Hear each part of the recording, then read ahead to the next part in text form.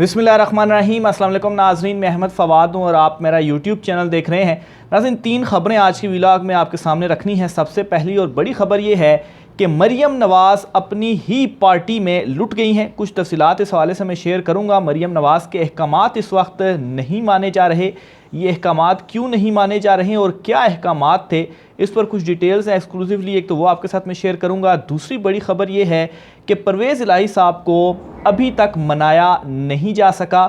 बड़ी कोशिश की गई, अभी तक वो जेल में है, जेल में भी काफ़ी खस्ता हालत में थे वो, उनके बयानात भी इस हवाले से सामने आते रहे हैं। तो बहरहाल चौधरी शुजात हुसैन ने दोबारा मुलाकात की है परवेज़ इलाही से और उन्हें दावत वापस उन्हें कहा है कि जी आप ख़ानदान में आएँ। इस मुलाकात की अंदरूनी कहानी क्या है, परवेज़ इलाही अभी तक क्यों डटे हुए हैं, वो क्यों नहीं मान रहे, इस पर भी कुछ चीज़ें आपके साथ मैं शेयर करूंगा। और इमरान खान साहब ने कुछ रोज़ कबल जो कराची डिवीज़न की तंजीम तहलील की थी, इस पर भी एक बड़ा स्टेप इमरान खान साहब की जानिब से, पाकिस्तान तहरीक इंसाफ की जानिब से लिया गया है। इसकी तंजीमें नो करने के हवाले से इस पर भी कुछ जो तफसीलात हैं वो भी आज की व्लॉग में आपके सामने रखूँगा। सबसे पहले तो नाज़रीन आगाज़ करता हूँ मरियम नवाज़ से। तो हुआ कुछ यूँ है कि मरियम नवाज़ की जानिब से बार बार कुछ अहकामात सामने आ रहे थे, बल्कि मरियम नवाज़ ख़ुद भी इंतखाबी मुहिम के हवाले से मुतहरिक होना चाहती थी और ये अहकामात उन्होंने पार्टी को भी दिए थे कि आप इंतखाबी मुहिम जो है वो चलाएं, जलसे वगैरह करें, डोर टू डोर जाएं और अपना जो वोट बैंक है उसे मजबूत करें, अपनी जो कंपेन है इलेक्शंस के लिए वो करें। क्योंकि दूसरी तरफ पाकिस्तान तहरीक इंसाफ की जो कंपेन है वो तो इस वक्त चल रही है, जो कुछ उनके साथ किया जा रहा है, उनका जो वोट बैंक है वो ऑटोमेटिकली खुद ब खुद बढ़ रहा है। इमरान खान साहब भी इस हवाले से कह चुके हैं अपने उम्मीदवारों को, इवन के जो जेल में भी हैं और जो ये समझ रहे हैं कि पाकिस्तान तहरीक इंसाफ को जेल में डाल दिया गया है उनके लोगों को, तो अब वो कंपेन नहीं कर पाएंगे। तो इमरान खान साहब ने कहा है कि असल में आप जो जेल में हैं यही आपकी सारी की सारी कंपेन है, आपके हल्के के लोगों को पता है कि आप जेल में हैं, क्या कुछ हो रहा है पाकिस्तान तहरीक इंसाफ के साथ। लेकिन दूसरी तरफ जो मुस्लिम लीग नून है वो इस वक्त अपने हलकों में भी जाने के लिए उनमें हिम्मत नहीं बांध रहे और उसकी जो रीज़न है वो साफ़ है और वो रीज़न ये है कि आखिर क्या बयानियाँ लेकर वो अपने हलकों में जाएं, उल्टा उन्हें अपने हलकों में जूते पड़ेंगे अगर वो हलकों में जाते हैं। इस हवाले से एक अहम दावा भी सामने आया। मुस्तफ़ा नवाज़ खोखर जो हैं, पहले उनका एक छोटा सा क्लिप है वो मैं आपको सुनवाता हूं, जो कि नून लीग के हवाले से उन्होंने कहा है कि उनके साथ क्या होगा अगर वो जाते हैं, तो फिर आगे मज़ीद इस मामले के ऊपर जो गुफ्तगू है वो करते हैं। तो ये एक बेसिकली शो में उन्होंने शिरकत की थी और उसमें उन्होंने कहा है उनकी फीसें दें, अपने घरों के किराए दें लोगों को। पहले तो ये था कि लोग इन 4 चीज़ों में से, इन बड़े खर्चों में से लोग एक चीज़ को मैनेज कर रहे थे, लोग अब लोग नहीं मैनेज कर पा रहे, लोगों के अंदर गुस्सा है। तो मुझे तो ये लगता है कि अगर मुस्लिम लीग नून की ये कोई ऐसी ख्वाहिश, मेरा तज्जिया ये है कि जी हम इलेक्शंस के अंदर बड़ा बेहतर परफॉर्म करेंगे, तो बिल्कुल नहीं करेंगे। अच्छा, बड़ी सीरियस उनको लोगों की तरफ से एक बैकलैश का सामना मिलेगा। अब देखिए ना, जो कैंडिडेट जाना है, जिसने अपनी पहली कॉर्नर मीटिंग करनी है, पहला अपना जलसा करना है, उसके अंदर तो शुरू तो वो अपनी तकरीर यहाँ से करेगा ना कि ये जो पिछले 1 साल में हुआ ये हमारी गलती नहीं है, ये पिछली हुकूमत की गलती है, हम तो शुरू तो यहीं से करेगा। ठीक, तो वो अब आगे जो ऑडियंस बैठी होगी, जो आवाम बैठी होगी, वो ठहरो तो सही, तुसी तो दस दे। सो फिर किसकी कौन ज्यादा? तो मुझे तो ये लग रहा है कि इस दफा आप यू राइट, क्योंकि हल्के में जाके बेचने के लिए कुछ भी नहीं है, कुछ भी नहीं है। और मैं ये बात देखें, अभी तक इलेक्टेबल क्लास पीटीआई से जरूर टूटी है। लोगों की हमदर्दी एक बहुत बड़ा सवाल है। मैं नहीं समझता कि लोगों की हमदर्दी अभी खत्म हुई है और इलेक्शन बैलेट पेपर के ऊपर अगर बल्ले का निशान हुआ तो it will be a very risky game, कहीं भी बात जा सकती है। तो ये इतना आसान नहीं है कि आप लोग भेड़ बकरियां तो नहीं है, उनके एहसास हैं वो। तो एक तो बात इन्होंने की है कि जिस तरह से आप पहले लोगों को शायद बेवकूफ़ बनाते थे, तो अब लोग बेवकूफ़ नहीं बनेंगे कि आप जाएंगे और कंपेन जाकर करेंगे। और दूसरे नंबर पर यह है कि लोगों ने अपना जो गुस्सा है वो बैलेट पेपर के ऊपर निकालना है और अगर बैलेट पेपर के ऊपर पाकिस्तान तहरीक इंसाफ का इंतखाबी निशान बल्ला हुआ तो लोग उसी के ऊपर ही ठप्पा लगाएंगे। और यही इस वक्त सबसे बड़ी मुसीबत और सबसे बड़ी मुश्किल बनी हुई है मुस्लिम लीग नून के लिए। शदीद मायूसी भी है नून लीग के अंदर कि तमाम तर हरबे अपनाने के बावजूद भी उनको किसी तरह से भी इमरान खान के अगेंस्ट जो कामयाबी है वो नहीं मिल पा रही। और अब ईद के बाद ये खबरें आ रही हैं कि शायद इमरान खान साहब को गिरफ़्तार कर लिया जाएगा और मज़ीद कोई जो क्रैकडाउन है वो किया जाएगा। लेकिन इसके बावजूद भी गिरफ़्तार भी आप कर लेंगे तो फिर भी क्या होगा, इमरान खान साहब ऑलरेडी कह चुके हैं कि मैं तमाम तर चीज़ों के लिए तैयार हूँ। जो इमरान खान साहब को डराने की धमकाने की कोशिशें इस वक्त चल रही हैं, तो इमरान खान साहब वाज़े अपना मौक़िफ़ दे चुके हैं कि वो पीछे नहीं हटेंगे। तो मरियम नवाज़ जो हैं उनके लिए ये एक बड़ी परेशानी भी बन चुकी है कि उनके अपने ही जो अहकामात हैं उनके ऊपर इस वक्त अमल दरामद नहीं हुआ। कोई जो कंपेन वगैरह है वो मुस्लिम लीग नून की जानिब से नहीं की जा रही, और जो मुस्तफ़ा नवाज़ खोखर साहब भी कह रहे हैं कि बिल्कुल आप आएँ, कंपेन करें। और इस वक्त अगर आप डोर टू डोर कंपेन करेंगे तो लोग जो आपका हाल करेंगे, हंसेंगे आपके ऊपर उल्टा। अगर आप डोर टू डोर उनके पास जाएंगे और आपके पास आखिर बयानिया है क्या, आप क्या चीज़ लेकर जाएंगे? आप ये चीज़ लेकर जाएंगे कि 1 साल में जो कुछ हमने किया वो असल में हमने नहीं, वो पिछली हुकूमत ने के जो है वो काम थे। सबको पता है जो माशी आदादो शुमार हैं वो सबके सामने है कि इमरान खान के दौर में जो गाड़ी थी मईशत की वो दुरुस्त सिमत में पलट चुकी थी, लेकिन उसके बाद आप आए और रिजर्व जो थे वो हमारे वो कहाँ से कहाँ पर पहुँच गए। दूसरी तरफ नाजरीन, चौधरी शुजात हुसैन ने एक मरतबा फिर से कोशिश की है, एक मरतबा फिर से मुलाकात की है चौधरी परवेज़ इलाही साहब से। उनसे मुलाकात करके उनको मनाने की जो कोशिश है दोबारा से की गई है, लेकिन उनका जो जवाब है वो अभी तक वाज़े ना है, वो अपने मौक़िफ़ के ऊपर डटे हुए हैं। तो ख़बर ये है नाजरीन के काफ लीग के सरबराह चौधरी शुजात हुसैन ने कैंप जेल में PTI के सदर और साबिक़ वज़ीर आला पंजाब चौधरी परवेज़ इलाही से मुलाकात की है। इस मुलाकात के दौरान चौधरी सालिक और चौधरी वजाहत हुसैन जो हैं वो भी मौजूद थे। चौधरी शुजात ने परवेज़ इलाही की खैरियत दरियाफ़्त की। दोनों रहनुमाओं के दरमियान मुल्क के मौजूदा सियासी हालात से मुतल्लिक गुफ्तगू हुई। मुलाकात से कबल डॉक्टरों की टीम पर मुश्तमिल मेडिकल बोर्ड ने कैंप जेल आकर चौधरी परवेज़ इलाही का तिब्बी मुआयना भी किया। इसके अलावा ज़राए का ये दावा है कि मुलाकात में चौधरी बरदरान ने परवेज़ इलाही को ख़ानदान में वापसी का मशवरा दिया, ताहम PTI सदर ने दोबारा अपने मौक़िफ़ को दोहराया है। इसके अलावा चौधरी बरदरान ने इनसे ये भी कहा कि इस मामले पर मज़ीद सोच लें, आपसे फिर मुलाकात होगी।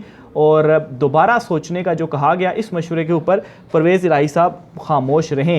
यानी कि इसका मतलब ये है कि दूसरी मरतबा भी उनको समझाने की कोशिश की गई और अब एक और मौका उनको दिया गया है, और आइंदा आने वाले दिनों में मज़ीद एक और मुलाकात होने जा रही है चौधरी बरदरान की, और उसमें इनको मज़ीद कहा गया कि आप मज़ीद कुछ दिन जेल में गुजार कर सोच लें। इसके अलावा जो है वाज़े रहे कि ईद से कबल भी चौधरी शुजात ने परवेज़ इलाही से जेल जाकर मुलाकात की थी और इन्हें PTI छोड़ने और ख़ानदान में वापसी का मशवरा दिया था, लेकिन उस वक्त भी उन्होंने कहा कि मैं PTI नहीं छोड़ रहा, और अभी भी उन्होंने कहा कि मेरा जो मौक़िफ़ है वो वही है और मैं पाकिस्तान तहरीक इंसाफ को नहीं छोड़ रहा। तो ये पाकिस्तान तहरीक इंसाफ के वो चंद लोग हैं, इनमें अली मोहम्मद ख़ान का भी नाम ले लें, इसके अलावा आलिया हमज़ा का नाम ले लें, और दीगर भी पाकिस्तान तहरीक इंसाफ के बहुत सारे लोग हैं जो कि इस वक्त जेलों में हैं, लेकिन वो अपने मौक़िफ़ से नहीं हट रहे। दूसरी तरफ नाजरीन, पाकिस्तान तहरीक इंसाफ के ही एक मुनहरिफ रुकन कह लें जिन्होंने PTI को छोड़ दिया था, रमेश कुमार, उनकी जानिब से एक बड़ा जो दावा है वो सामने आया है, और इस दावे के मुताबिक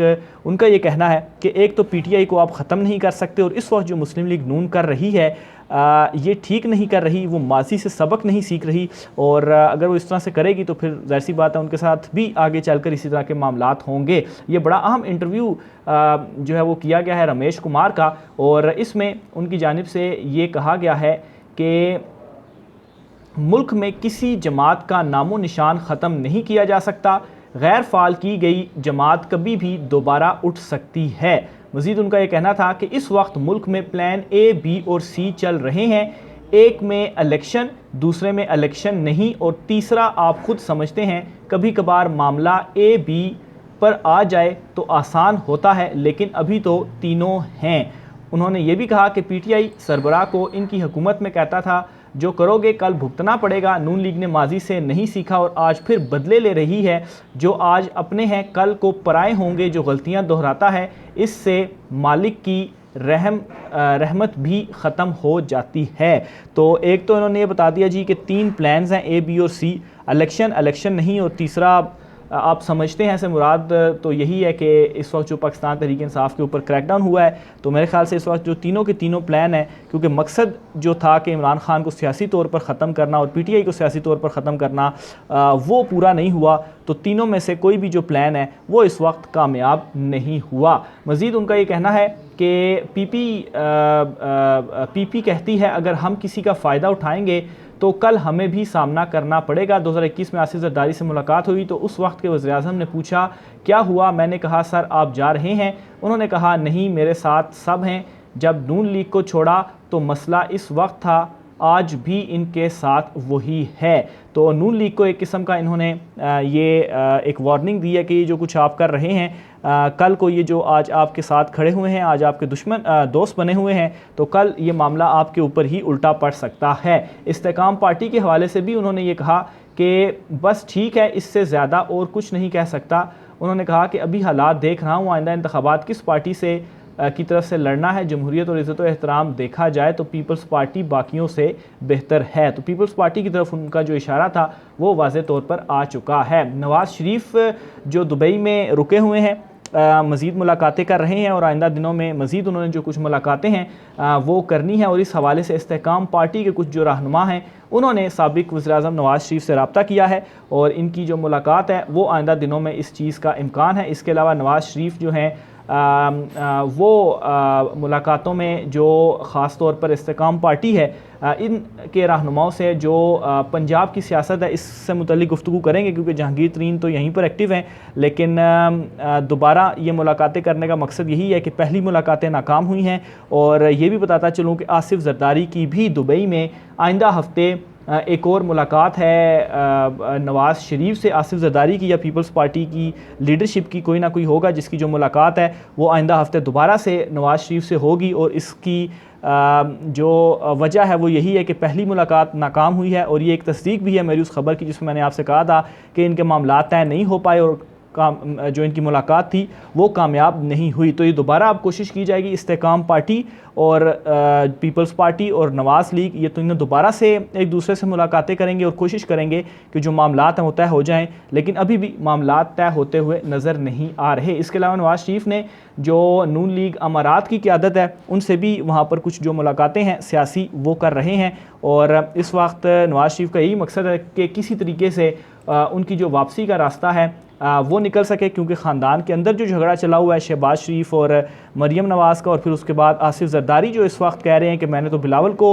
वज़ीर-ए-आज़म बनाना है, तो एक दूसरे के साथ ही जो खिचड़ी है ये इस वक्त बनी पड़ी है। इसके अलावा नाज़रीन एक और ख़बर भी है, वो भी आपके साथ में शेयर करता चलूँ। पाकिस्तान तहरीक इंसाफ के हवाले से कराची डिवीज़न की जो तंजीम इन्होंने तहलील की थी इसकी तश्कील 9 के लिए दोबारा से काम का आगाज़ कर दिया गया है। और पाकिस्तान तहरीक इंसाफ ने 17 रुकनी कराची निगरान कमेटी का ऐलान करते हुए एक अहम जो नोटिफिकेशन है वो जारी कर दिया है। और इस नोटिफिकेशन के मुताबिक सिंध के जो तहरीक इंसाफ सिंध के सदर हैं उन हलीम आदिल शेख, उन्होंने पाकिस्तान तहरीक इंसाफ के चेयरमैन इमरान खान से मंजूरी के बाद PTI कराची के लिए निगरान कमेटी के अहदेदारों के नामों का ऐलान जो है वो कर दिया है। और हलीम आदिल शेख ने कराची डिवीज़न के लिए निगरान कमेटी कायम कर दी जिसका नोटिफिकेशन PTI सिंध के जनरल सेक्रेटरी ने जारी किया।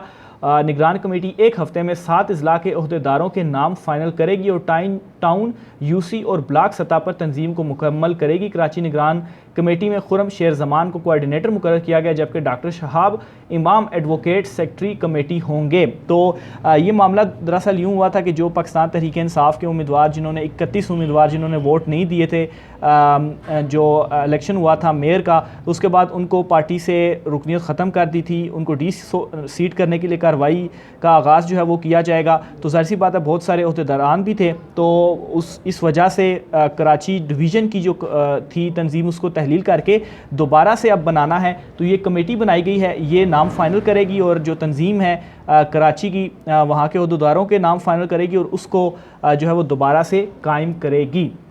तो ये नाज़रीन आज की कुछ अहम तरीन तफसीलात थी। आखिर में एक और ख़बर भी आपके साथ में शेयर करता चलूँ और ये ख़बर है फाइनेंस बिल जो कि नया हुकूमत की जानिब से पेश किया गया है। इस फाइनेंस बिल के मुताबिक हुकूमत ने अवाम के ऊपर एक और बड़ा महंगाई बम गिरा दिया है और ये बम इस तरह से है कि 415 अरब के टैक्स नाफिज हो गए हैं अवाम के ऊपर। तो यह आप अंदाज़ा लगा लें 415 अरब रुपए के नए टैक्सेस अवाम के ऊपर लगाए गए हैं। जो दस्तावेज़ात हैं इनमें से चंद कुछ तफसीलात मैं आपके सामने रख देता हूं क्योंकि बहुत लंबी चौड़ी तफसीलात हैं कि किस किस उस पर कितने कितने जो है वो टैक्सेस लगाए गए हैं। तो चंद इसमें से ये हैं कि 24 लाख रुपए से ज़ायद आमदन पर टैक्स 2.5% इजाफा किया गया है, जिसकी शरह अब 22.5% कर दी गई है। यानी कि 2.5 इजाफे के साथ टोटल शरह 22.5% है और सालाना 24 लाख से ज़ायद आमदन पर 1,65,000 फ़िक्स इनकम टैक्स आयद होगा। तो ये बेचारा जो तनख्वाहदार तबका है उसके लिए ख़बर थी और मायूस कुन कहें या एक बुरी ख़बर है, लेकिन अब ज़ाहिर सी बात है मुआहदा भी हुआ है और उसके बाद हुकूमत ने ये जो काम है वो करना ही करना है। राय का असर कीजिएगा। आज के व्लॉग से इतना ही, मुझे इजाज़त दीजिए। अल्लाह हाफ़िज़।